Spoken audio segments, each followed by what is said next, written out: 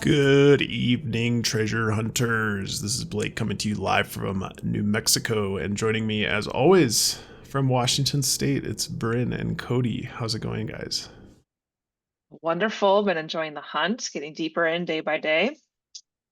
Doing good. A little tired. I'm not a night owl like you guys. It's kind of late. The treasure hunt never sleeps, Cody. Doesn't. Gotta always be sharp. Yeah, granted, it is like just after 8 p.m., so it's not all You that can't late. disclose that. Yeah, but we're just starting the podcast. By the time we finish, we'll be falling asleep. It'll be at least 8:15. All right. So yeah, we're gonna jump into our more regular format for this episode of the podcast here. The plan is to cover a few segments before we dive into, let's say, the meat of the episode. The segments are planned as follows. The first is news. So any news that's happening, again, we're kind of early December right now. We'll be covering news as it pops up that we think is interesting. We may or may not have the news segment if there's nothing noteworthy to report. So we'll see how that goes. The second segment of the show will be the Horseshoes and Hand Grenades. And why exactly are we calling it Horseshoes and Hand Grenades? I think because it's something that we felt was really close to something useful, and then it turned out to not be. And it's kind of a close but no cigar. And I think the reason for us sharing it with everyone is kind of twofold. On one hand, if anyone else had a similar idea and hasn't had a chance to explore it, we could tell you what you would have come up with, what we came up with, maybe save some people some time. And if you hadn't thought of it, I think it could maybe spark some inspiration, maybe some similar ideas, something that we didn't think of. So it could be beneficial for everyone. That's right. You can always take the idea and run with it in a different direction or take it farther. We're kind of reporting the horseshoes and hand grenades as personal anecdotes from investigations we've done or solves we've tried to do. But you're welcome to use those for your own efforts as well if you see something that we missed. So hoping to contribute to the community this way. And if I help find the treasure, just give me one little piece. Just one Bitcoin, please. Just one 120-carat sapphire, please. All right. The next segment that we'll be covering during each episode is the Discord Detectives. So this is a segment where we're going to be taking some ideas that we've found from the communities that have been reported either in some of the Discord channels we're part of or part of the Reddit community. Those are the communities that we had mentioned in the last episode that we're kind of following and participating in. And reporting, one finding or one direction of interest from the community as well. So try to keep everybody on the same page with a few little goodies here and there from the community. The segment after that is going to be coincidence of the day. I think that we'll see how that bleeds into Discord Detectives or Horseshoes and Hand Grenades. Bryn, do you want to describe what coincidence of the day is? Yeah, so I think with that segment, it would just be a kind of a rabbit hole that we went down and it felt like it was something promising, but maybe led to another discovery. So I guess maybe more of like a rabbit hole of just like, well, it's funny that it led us to this, which, seemed like it could be something interesting. But seemingly at the end of the day, it was not part of a valid solve. So yeah, just something that we kind of stumbled upon as part of a solve. Perfect. All right, and then we'll get into the main content, which is going to be a review of the chapter. So in this episode, we'll be covering Chapter 1, the 120-Carat Sapphire chapter. And so we'll just do kind of a brief summary altogether of our thoughts of the chapter and covering what was, described as the content of that chapter. And then we'll talk about hopefully some of what the messaging is of the chapter. I think Jon Collins-Black lays it out pretty clearly. He has a pretty straightforward, I guess, method of writing, kind of at the beginning and ends of chapters, the messaging you should be taking home. Both in kind of quotes that he uses at the beginning of chapters, the subheadings of each of the chapters. And then after that, we will do our reveal of our Forrest Fenn Picked Nuggets of the chapter. FFPNs. FFPNs, Forrest Fenn Picked Nuggets. These are all, we haven't told each other what our picked nuggets were for this chapter yet, so that'll be a surprise at the end. Basically, those picked nuggets are going to be little quotes or phrases that we found suspicious or maybe leading towards the lion share treasure, things that we think are interesting nuggets within that chapter. So I think the idea behind not telling each other is if 2 or 3 of us come up with the same one, it's a pretty good indicator that it's an important part of the chapter and something to look into. Yeah, so it's a blinded study. Yes, very scientific.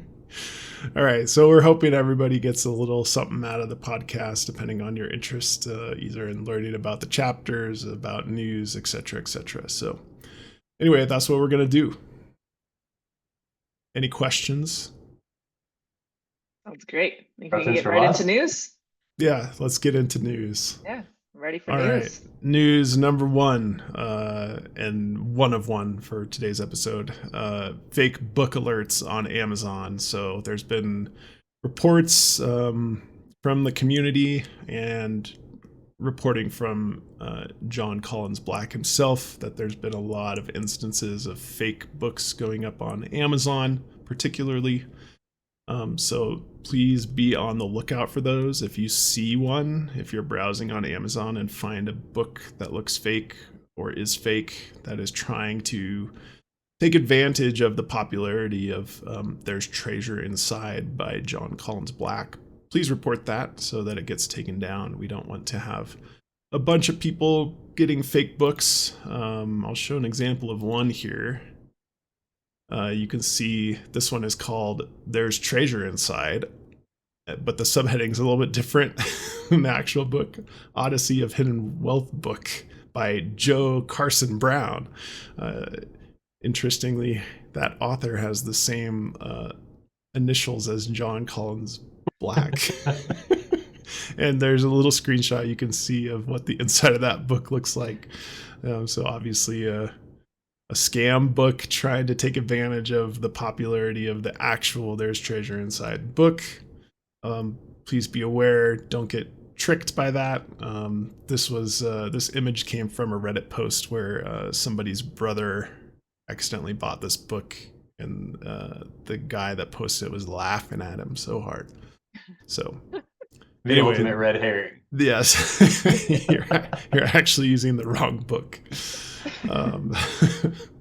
So anyway, be aware of those. Please report. That is the news of the day. Do we want to get into horseshoes and hand grenades, Cody? I think you're taking the lead on that today. I'm excited. Let's do it. I'm excited to hear about this.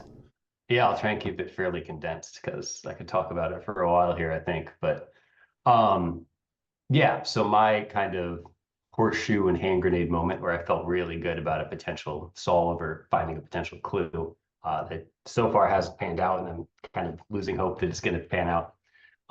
Has to do with the word search, kind of like we talked about last week. I think a lot of people were drawn to the word search immediately, kind of upon cracking open the book, and I was definitely one of those people. I think very early on, we found, the general words in the word search, and then we also found potential clues with anagrams once you removed the words that were found in the word search. So last episode, I talked about kind of my thought process of looking at it from the perspective of Jon Collins-Black making the puzzle. What's a way to encode more information into that puzzle without, making it too difficult to even create the puzzle in the first place? I like to think of it kind of as like making it linearly more difficult to create instead of exponentially more difficult to create. So one thing I thought of was, what if there's some sort of keyword or key phrase, and if you take each of the letters in that keyword or key phrase and make those ones in the word search and make any other letters zeros in the word search, is there a chance that that could maybe spell out something in binary? I really like that idea because it seemed to kind of fit the theme of past and future. It seemed like it would come out to a good length. I think there's like 250 something letters in that word search, whatever that is, divided by 8 for the 8-bit binary, be that number of letters for then the new clue result, which seemed like just kind of like it seemed like my gut was telling me that was a good length for like a next little clue hidden in there. Yeah, and then with it being the previous clue that we found in the word search being an anagram, being able to move letters kind of wherever you want and still have a valid anagram, it seemed like you could kind of easily then move the ones and zeros into the right spots to spell something. So anyway, I kind of went down that path. I wrote a computer program. Full disclosure, before I say anything else, definitely not an expert at binary, definitely not an expert at coding. All of this, take it with a huge grain of salt. I could be saying things that are wrong, talking about programming or binary and stuff, but wrote a program that basically was just going to check any possible string of letters and change those letters to ones and every other letter to 0 and check and see if then that came out to anything useful in binary. Checked through all letters up to strings of like 6 letters in 24 hours, and then went back and did some quick math. And I was like, oh, I think this is going to take 1,000 years to get up to 13 letters. So I kind of scrapped that idea and looked into what I think are some more rules, like with the binary, where I think for it to be a letter, it has to start 0, 1. And I think that any letter would have at least 2 ones and at least 2 zeros. So I used some of those rules that, again, take with a grain of salt. I'm not a binary expert or anything like that. So just to be clear, for your first approach, you were doing like every other letter is a 1 or 0. And then how are you determining the letters, converting the letters to either a 1 or 0? So say like the passphrase is oasis, because that's a word he mentions a bunch in that chapter. Then I would take that word search and make any OASI, obviously S again, Okay. a 1, and anything else a 0. Okay. And then I'd kind of read through it like a book and break it up into strings of 8 zeros and 1s, which corresponds to binary to a letter. Yep. And I was hoping that then somewhere in there, that letter it spit back out would say like, hey, go to Nebraska or something like that. Or GPS coordinate. Yes. Yeah. That would be better. Yes. So yeah, I kind of tried to narrow it down a little bit and did some logical reasoning and trying to figure out, if binary was possible given some rules that I had. And I'm still looking into a little bit, but it's starting to feel like a horseshoes and hand grenades type situation where maybe my idea will inspire someone who knows more about it to do something more useful than what I did. But yeah, I had felt good about it, and I'm starting to lose my gusto on it now. So all right. That's my binary story. Very good.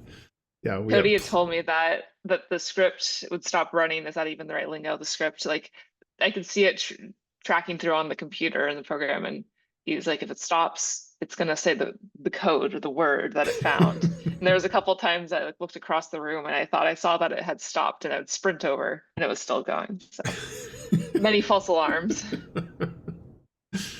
Nice. No, that's a good approach.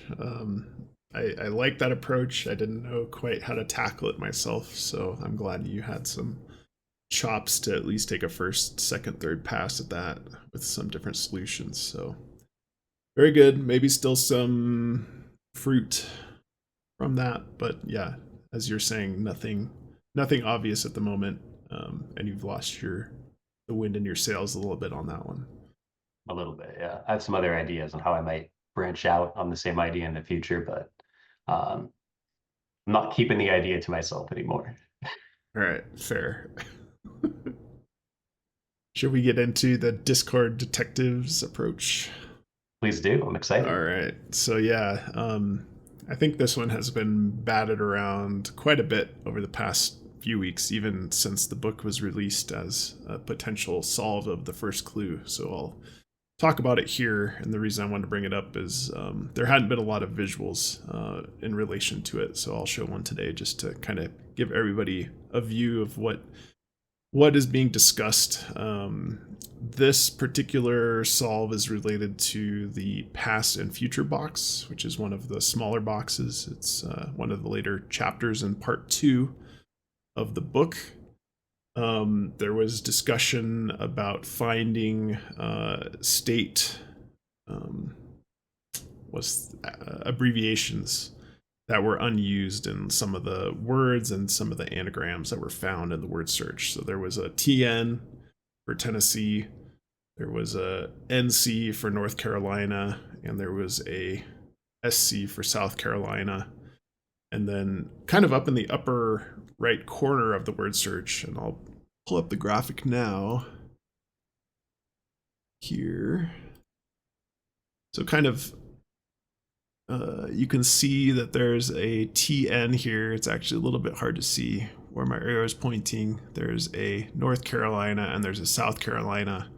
And then people pointed out that there's this MA that wasn't used yet, at least in the solves I've seen, in the upper right. So you could use that as kind of like an anchor point for Massachusetts.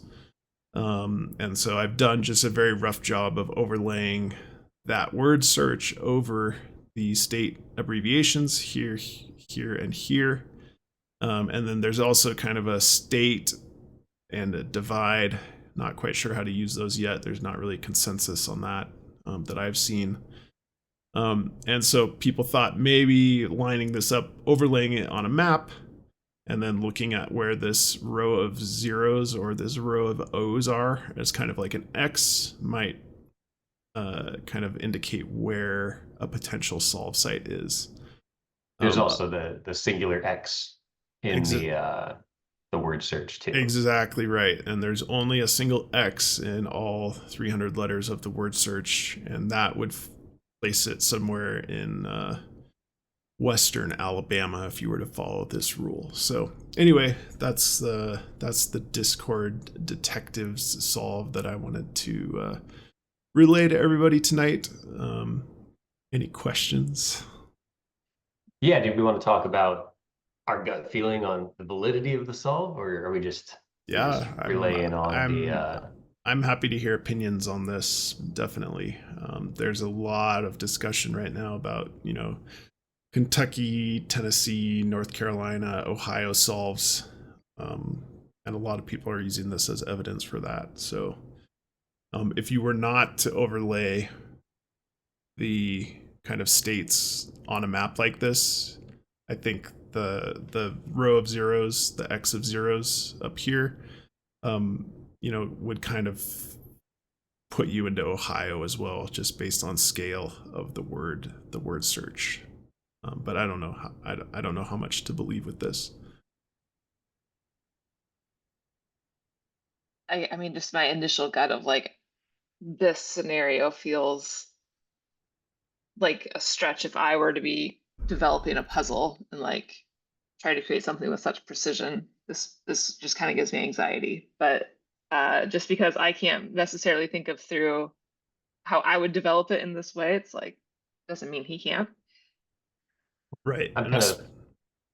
Go ahead. I was just going to say I'm kind of two minds on it, because on one hand it does seem like, oh man, like quite a coincidence if it's a coincidence, like almost too much to be just a coincidence. But at the same time, I almost think it's almost like a so what, right? Like, okay, so you can expand the word search. And yeah, I guess if it lines up with the zeros on a state or the X on a state, it maybe gives you the state, but I mean, check the whole state.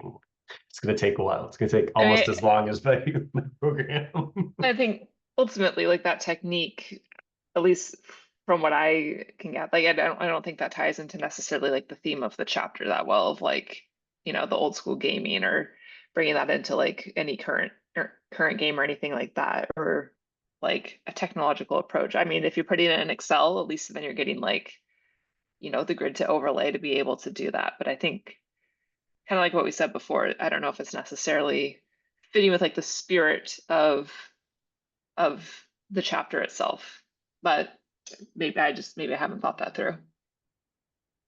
Yeah, I think a lot of discussion around 5 clues associated with that word search based on some of the anagrams that have been pulled out.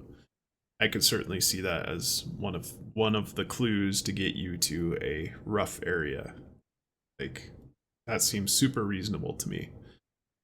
Knowing that some of the other clues would get you more narrowed down, but as a high level clue, as counting as one of the 5 clues associated with the word search, I would say I'm more of a believer than not.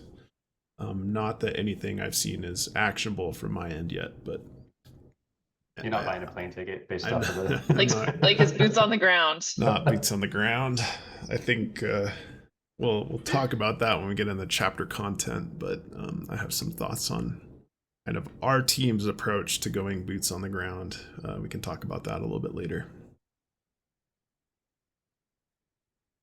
All right, that was Discord Detective segment.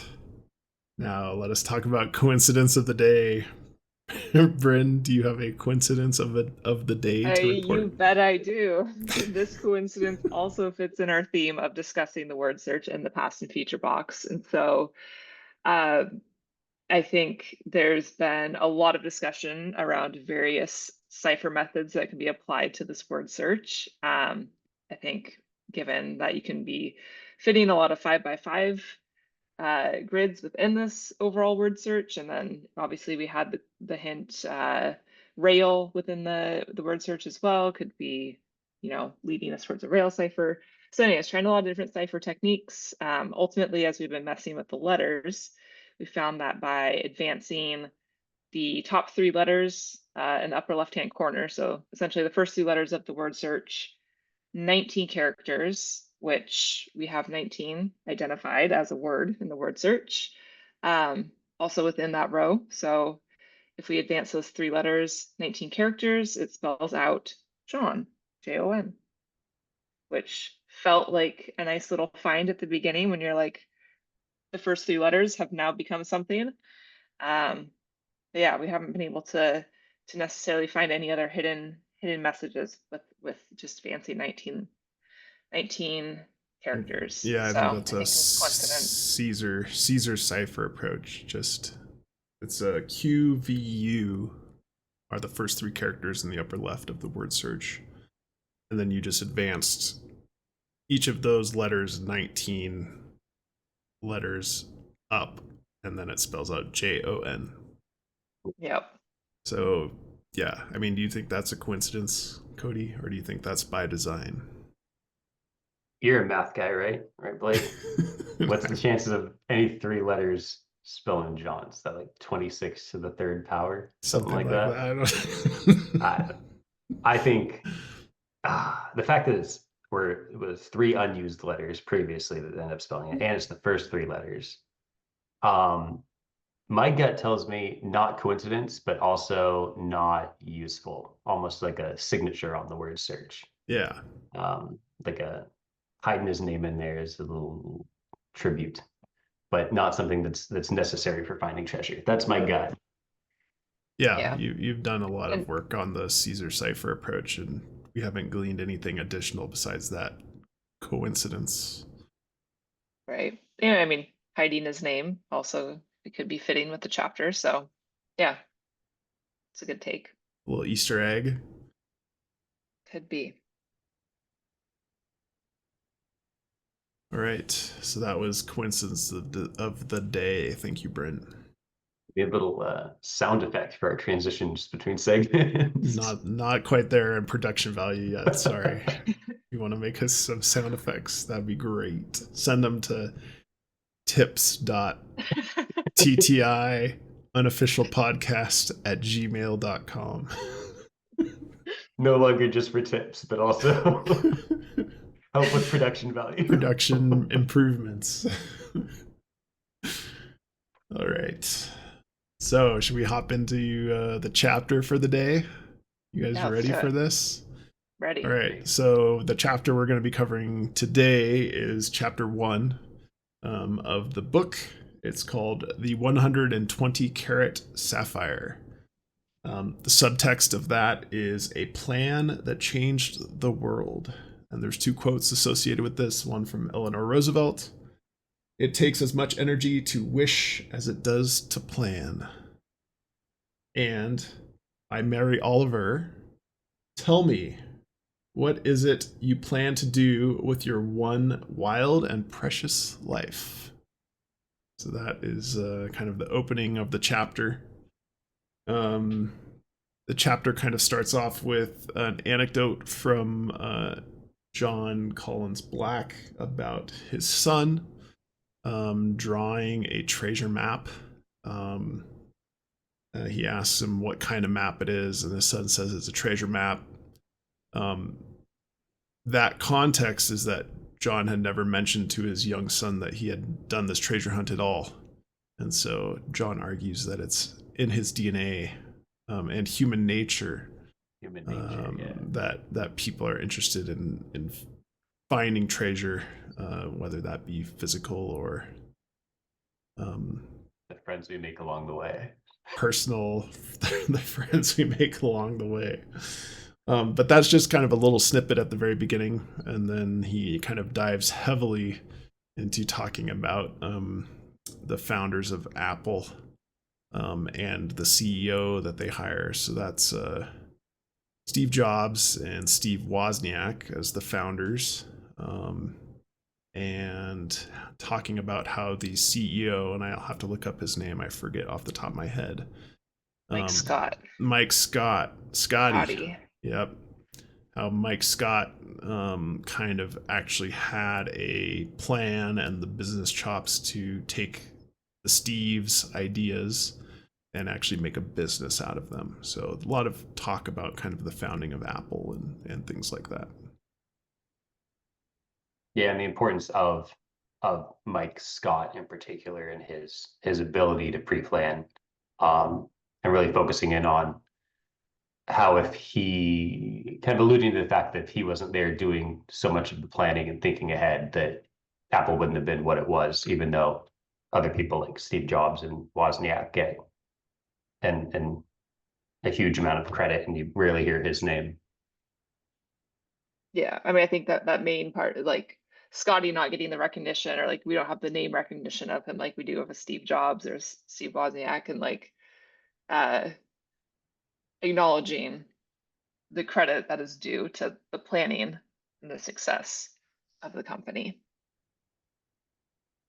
Yeah. Which also feels very fitting as his first chapter of the book, as an introduction to planning our treasure hunt.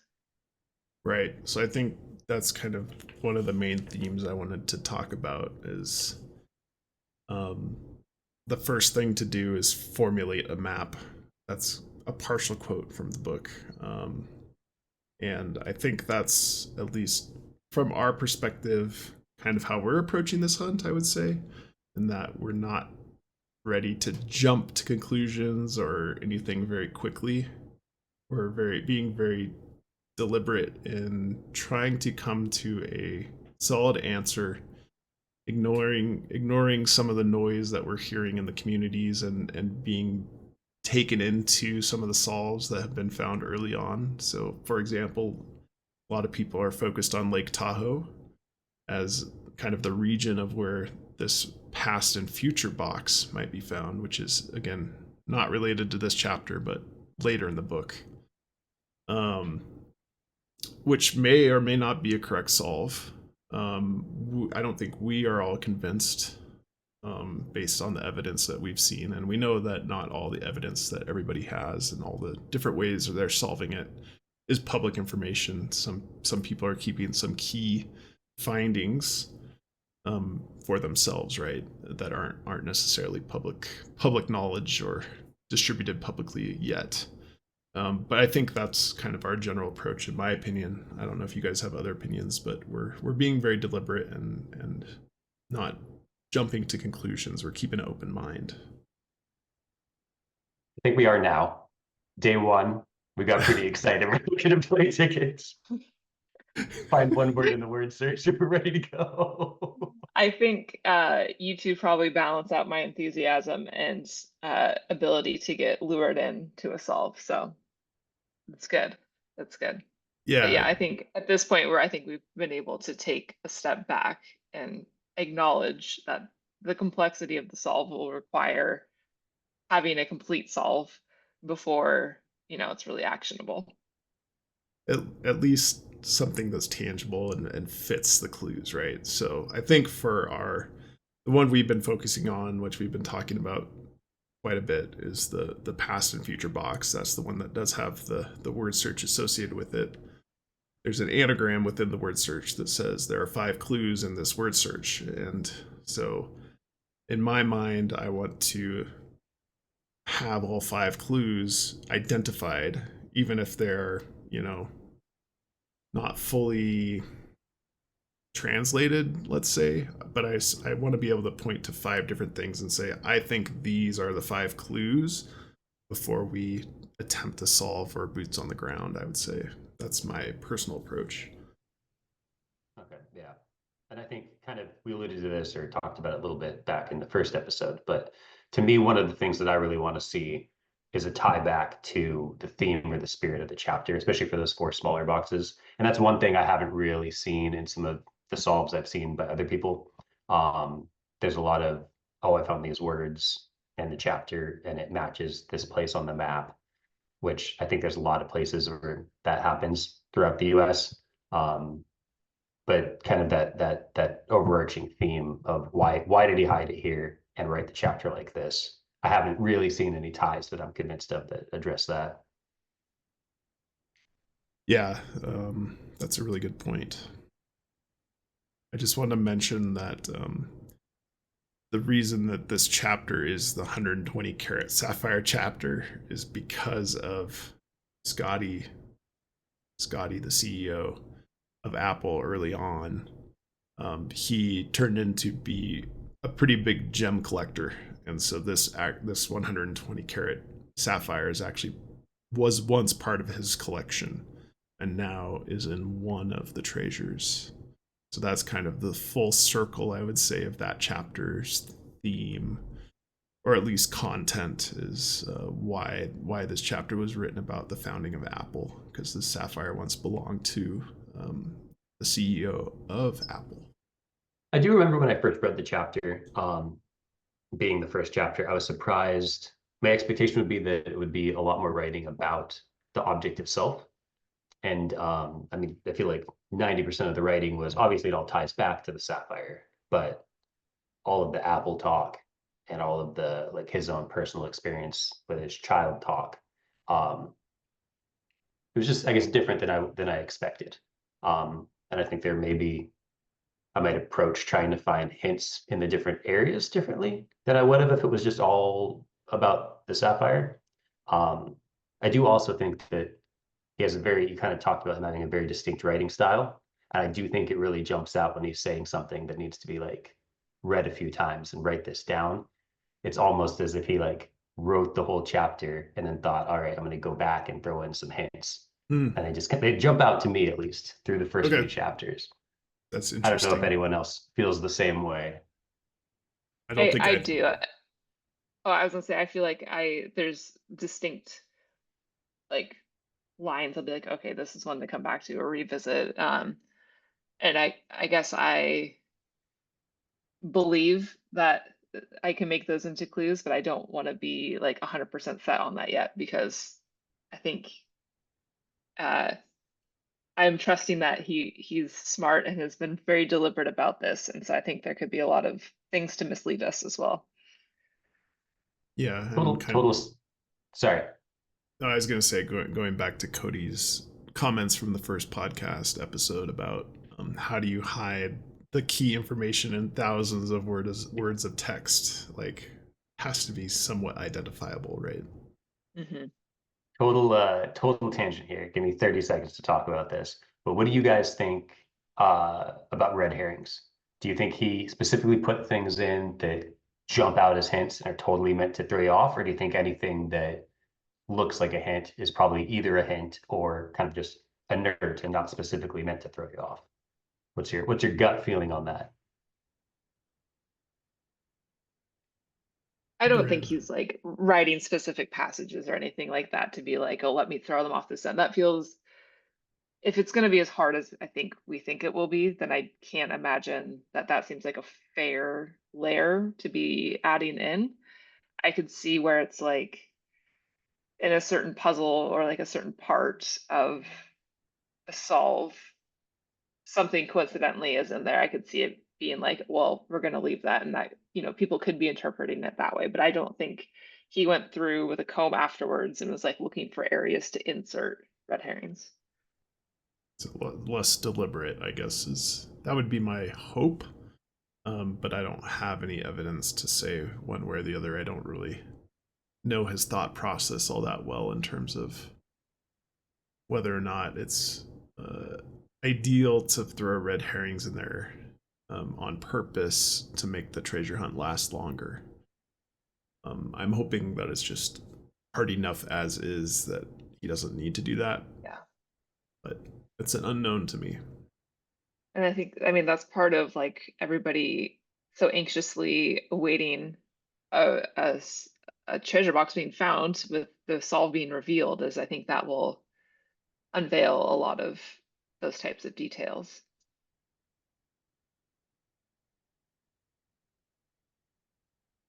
All right. Anything else that we missed there?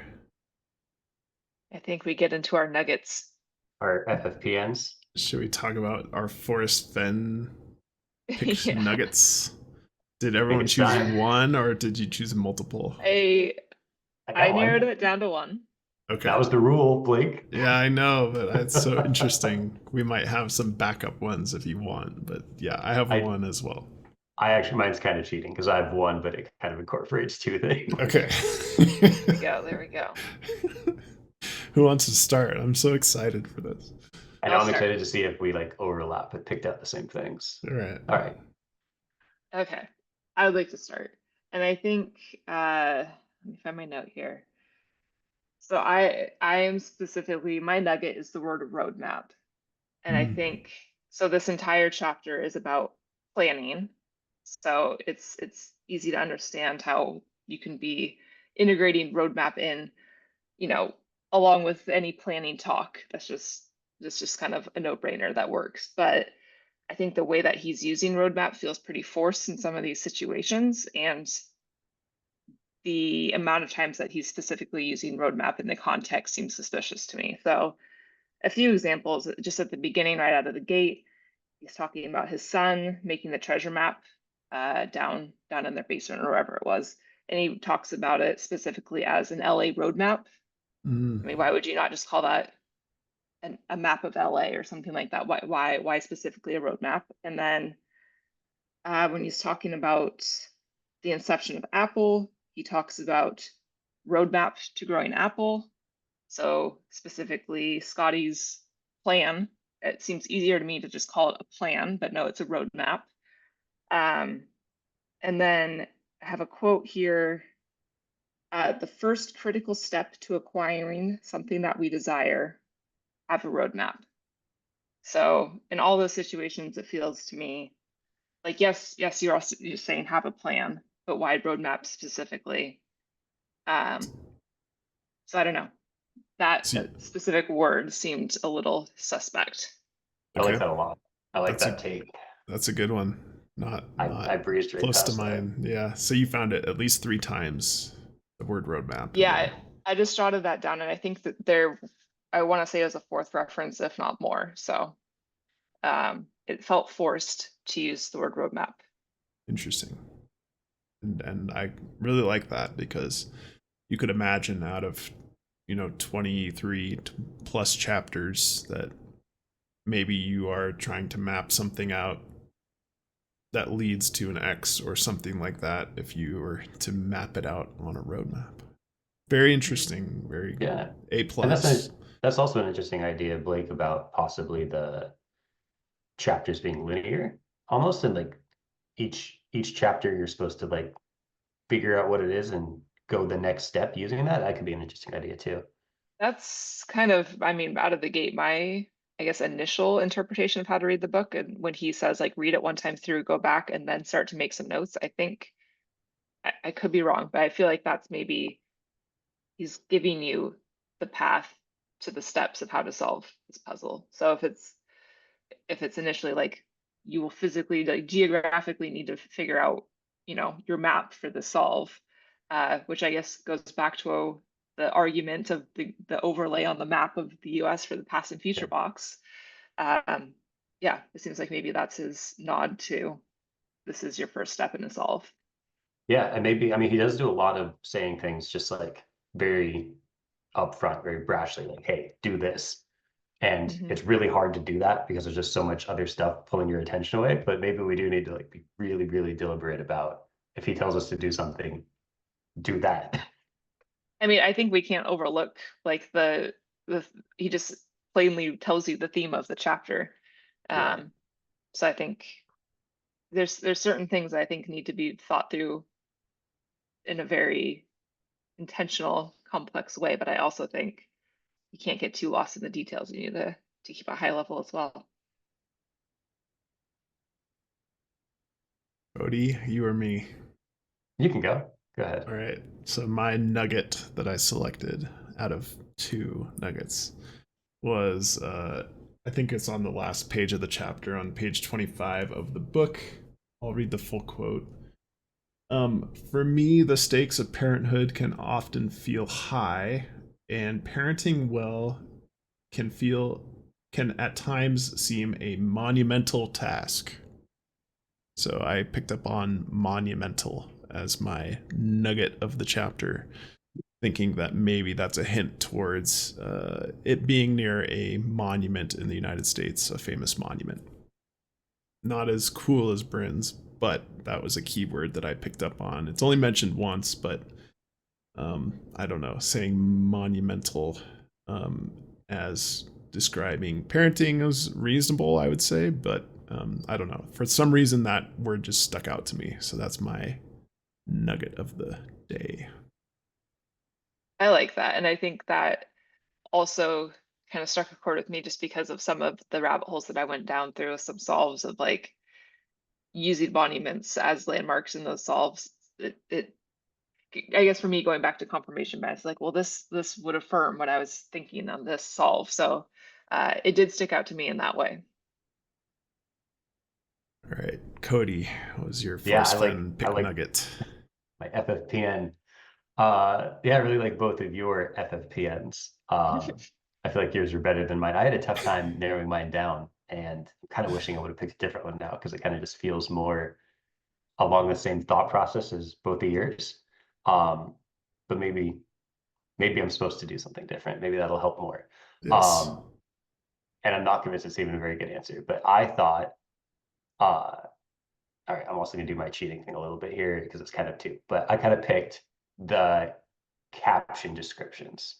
Oh, I interesting. thought the one caption that says not to be confused with Scotty from Star Trek, that one I think jumps out. Obviously, it's like why out of this whole chapter that you're gonna write and like address your family and then address Apple and then address the Sapphire, you're gonna put your one picture you want to put on that page is a picture of Scotty from Star Trek. Like how do you make that leap? Like it seems like a huge leap that he must have very deliberately made. So how does that tie in with anything helpful? I don't know. Maybe I'm not a big Star Trek guy, but maybe there's Hold on. This is about to be. Was that a picture of Scotty from Star Trek, or was that a picture of Scotty from with his thing that he'd made? I think it No, was Scotty from Star that's Trek. that's a picture of Scotty from Star Trek. Yeah. Oh, thank Okay. God. That Apologies. no. I'm not a big Star Trek viewer, so my apologies. And then That the reason I yeah, again, I don't know if it's gonna be that helpful. I mean, okay, great. So he randomly put a picture of Scotty.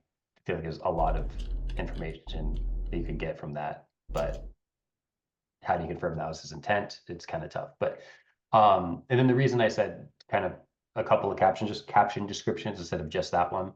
And this one I'm a lot less confident in, but he also has the picture of the sapphire. They says, and then also under ultraviolet light says, The image in red shows what our sapphire appears like under ultraviolet light. I've done zero research into it. My guess would be that that's like a normal thing to do with sapphires to show like how good of quality the sapphire is. But it did jump out to me as like, if that's not the case, why are you doing this instead of just having a picture of the sapphire like normal? Is there, I mean, it seems pretty complex to be doing anything with ultraviolet light as part of the treasure hunt, but I'm open to that idea, I guess, because of that picture. Yeah, I'll be honest, that was kind of my third pick, one that I didn't write down, but one that captured my eye was the ultraviolet mention of the ultraviolet light in that picture actually as well. So that means two of us kind of picked up on that as being slightly out of place, let's say. I don't know. That's really interesting. I like that take because I think I was trying to be observant of captions more from like a design standpoint. Like as I just kind of had flipped through the book, I'm like, why are some of these? It seems like a lot of times like quotes are red, captions are kind of this like tan color, but then I've seen like that deviate as well. And so it's like someone had to very intentionally change the color here for a reason that I haven't been able to identify. So You talk I about guess like I the was borders of the captions? as in the text, I feel like the text was a certain color.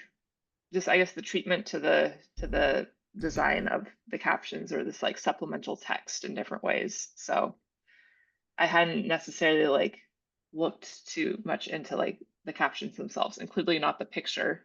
Uh, I think I just assumed, well, would that be a picture of the CEO because that's who we're talking about? So that's a very Yeah, good point. it's just the CEO in a Star Trek uniform. Well, I didn't notice the uniform, but it talked about him making like that whatever machine. So it to Gadgets, me it yeah. was like that checks out. No, that yeah, let me reiterate. I think that's a really good point you made, Cody, on the Scotty one. Yeah. I didn't give it a second thought, but you're right that it is odd that Weird. you would take up your image space with a It's a random big picture of picture too. Scotty from Star Trek. So I think moving forward, let's look to see if we find other instances of just odd pictures that don't make sense.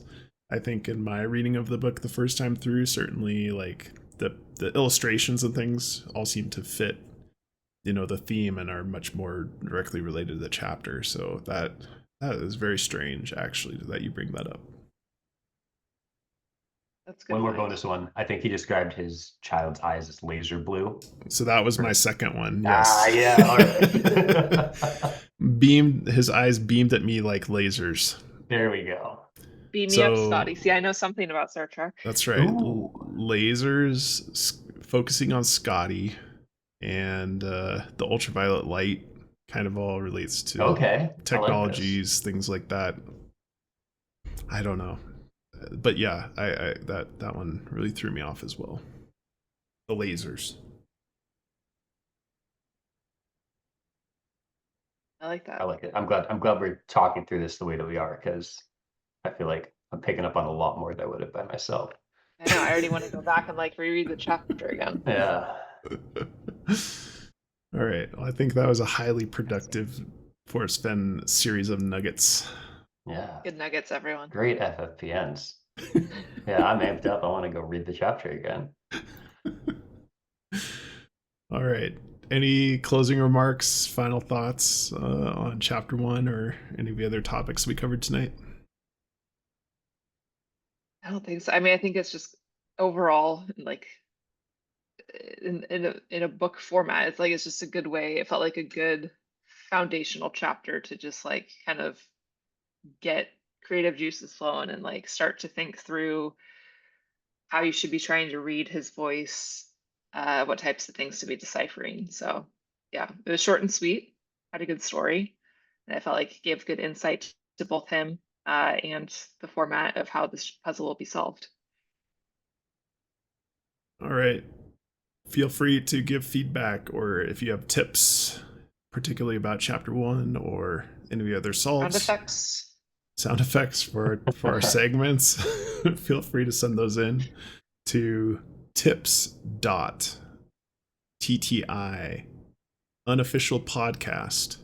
tips.ttiunofficialpodcast@gmail.com. Yes. If you watched our first video within a couple hours of it coming out and immediately Yeah, tried to contact perfect. us. It wasn't working, but it is now. The floodgates are open. We'll better monitor that inbox closely. All right. Thanks, everyone. Have a good night and enjoy the hunt. Happy hunting.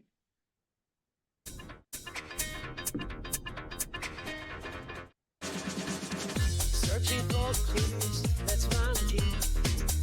Left and